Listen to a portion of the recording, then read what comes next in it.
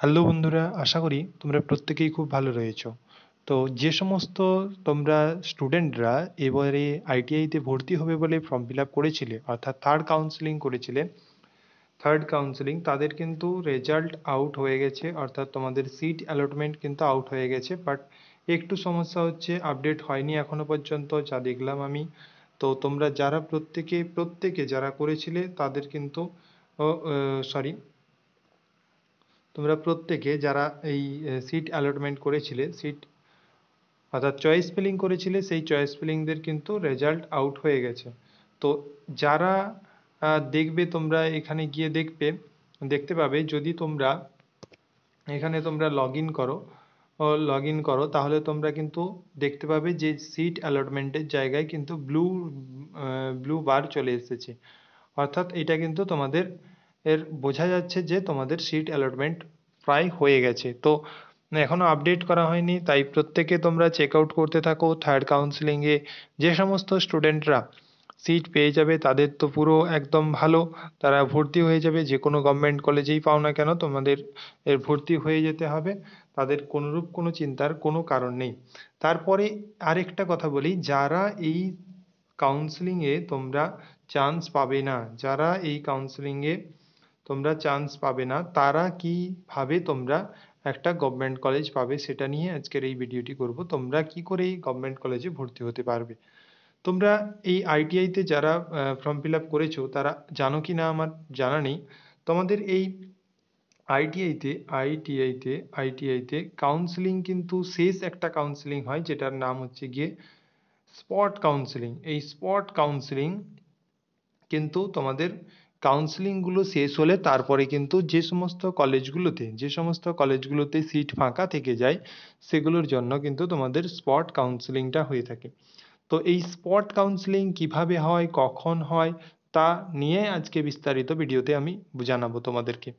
তো এই যে স্পট কাউন্সেলিং, এই স্পট কাউন্সেলিংটা অ্যাকচুয়াল হয় কীরকম।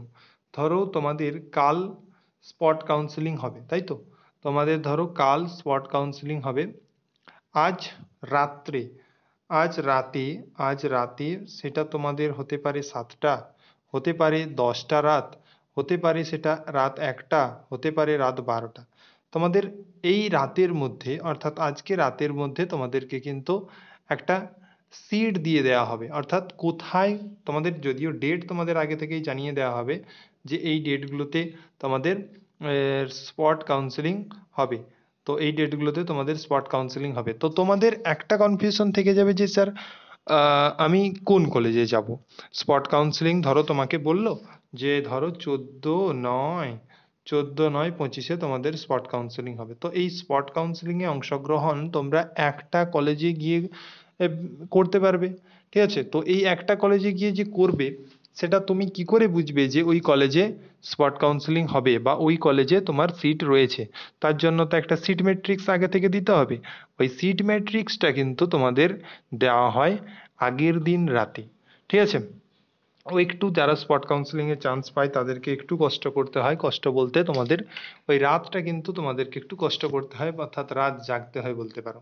ঠিক আছে? তো এই রাতের বেলা তোমরা সিট ম্যাট্রিক্স পাওয়ার সঙ্গে সঙ্গেই বুঝে যাবে। ধরো তোমাদের বলে দিল যে ধরো ঝাড়গ্রাম,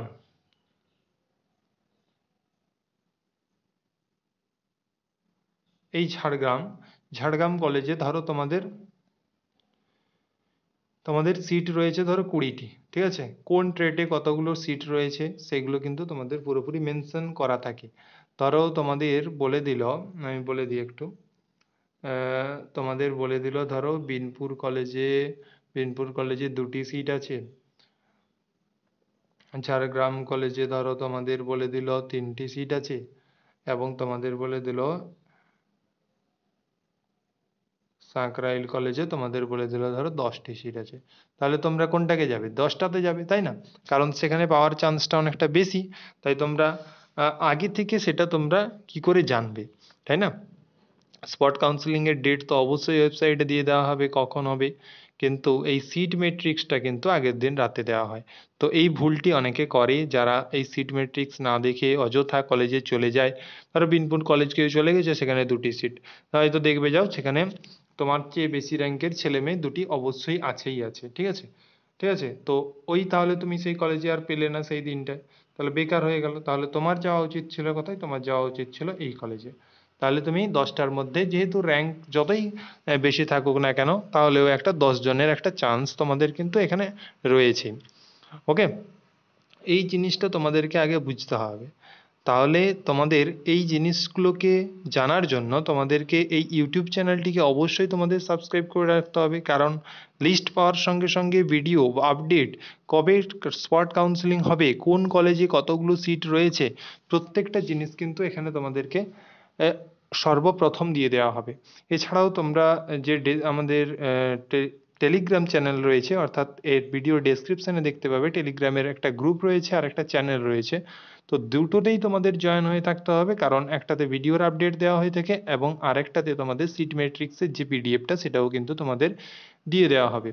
তো সেটা দেখে তোমরা নির্বাচন করতে পারবে যে তোমার পাশাপাশি কোন কলেজে গেলে তোমার স্পট কাউন্সেলিংয়ে তোমার চান্স আছে বা হয়ে যাবে। একটু বলে দিই, ধরো তোমার এ কলেজে তোমাদের সিট ম্যাট্রিক্সে রয়েছে ধরো ওয়েল্ডার রয়েছে ধরো 10টি, ফিটার রয়েছে ধরো তোমাদের 15টি, আর ইলেকট্রিশিয়ান রয়েছে ধরো 14টি, ঠিক আছে? তার বি কলেজে ধরো তোমাদের ওয়েল্ডার রয়েছে ধরো 1টি, ফিটার রয়েছে ধরো 3টি, তাহলে আর ইলেকট্রিশিয়ান রয়েছে ধরো 4টি। তাহলে তোমার কোন কলেজ যাওয়া উচিত? তোমার এই কলেজকে যাওয়া উচিত, কারণ এখানে বেশি সিট রয়েছে। তুমি এই কলেজে গেলেই তুমি পেপারটা বেশি পাবে। তাহলে এই যে কলেজে যাবে সেই কলেজে গিয়ে তোমাদের কি করতে হয়? ধরো কলেজে তোমাদের একটা দেখবে কলেজের বাইরেই একটা নোটিশ বোর্ড টাঙানো থাকে স্পট কাউন্সেলিংয়ের। সেখানে তোমাদের নির্দিষ্ট টাইম হলে কি করা হয়, তোমাদের যে র্যাঙ্ক কার্ডগুলো রয়েছে সেই র্যাঙ্ক কার্ডগুলোকে তোমাদের জমা নিয়ে নেওয়া হয়। সেই র্যাঙ্ক কার্ডগুলো জমা নেওয়ার পরে তোমাদের যে র্যাঙ্ক রয়েছে সবার যতজন উপস্থিত হলে একটা নির্দিষ্ট টাইম দেওয়া থাকে, সেই টাইমের মধ্যেই যারা পৌঁছতে পারে তাদের র্যাঙ্ক কার্ডগুলোকেই নেওয়া হয়। এই র্যাঙ্ক কার্ডগুলো নেওয়ার পরে তাদেরকে সিরিয়াল ওয়াইজ সাজানো হয়, যেদের র্যাঙ্ক বেশি রয়েছে তাদেরকে আগে তোমরা সিটগুলো কিন্তু পেয়ে যাও, ঠিক আছে? ধরো এটাও হয়, ধরো তোমার 100 জন গেছে, ঠিক আছে? 100 জন গেছে, হয়তো সিট রয়েছে দেখবে যাও 50 জন, তাহলে 50 জনকে তো ব্যাক চলে আসতে হবে, অবশ্যই আসতে হবে। সেখানে ধরো ফিটার, তুমি আশা করে গেছো ফিটারে তুমি নেবে 15টি সিট, 15টি সিট রয়েছে, 15টি সিটের মধ্যে তুমি ফিটার নেবে, কিন্তু ইলেকট্রিশিয়ানে ধরো 10টি সিট রয়েছে। তো যেহেতু ফিটার ইলেকট্রিশিয়ান ডিমান্ডেড, ধরো 15টি সিট ফিল আপ হয়ে গেছে, তোমার ধরো সিরিয়ালে আছে তোমাদের ধরো 40-এ সিরিয়াল আছে, তাহলে ধরো এখানে কত 25 জন, 25 জন কমপ্লিট হয়ে গেছে। তাহলেও কিন্তু তুমি পেপার পাবে, কেন?